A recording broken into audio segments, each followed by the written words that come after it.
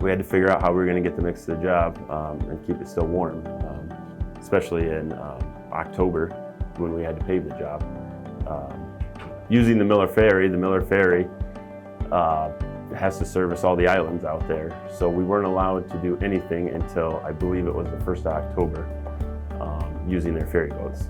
So that becomes an issue too with cold weather, especially out on the lake, and just being able to get through the conditions on the lake itself during that time period. So at that point, we decided we needed to look into probably adding some sort of mixture to our mix to make sure we were able to get the mix there and have it within spec when it was on the island.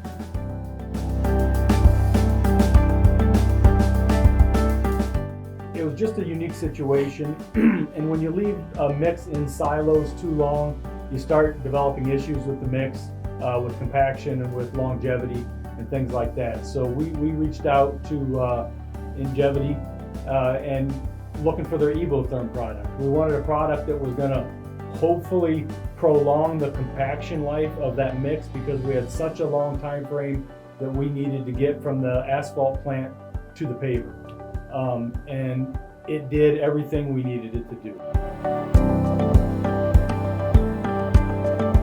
This North Bass Island that we did was a FAA PWL specification, which means you not only have to get everything within spec, but you want to keep it as close together within that spec as possible.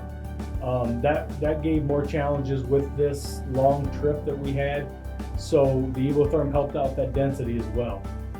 We needed to shoot for like a 93.5 to a 94.5, and we achieved that right in the middle most of the time.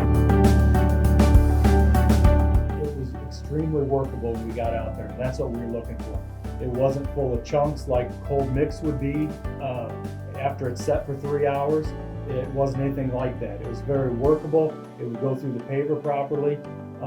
It gave us ample, I mean sometimes more than ample time to compact it, but we were able to achieve all those goals in the end.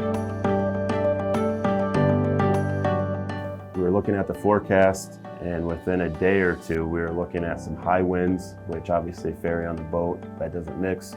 We were looking at cold temperatures, asphalt and that doesn't mix.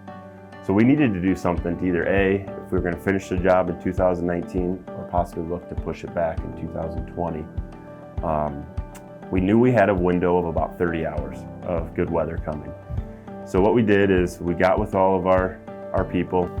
So the last day, multiple crews, multiple truck drivers, we actually worked around the clock, 25 hours, rotated in new people, and somehow we were able to lay the 1,600 ton basically in one shift with different people coming in and out. Everything really ran really smoothly for how many things that had to go right.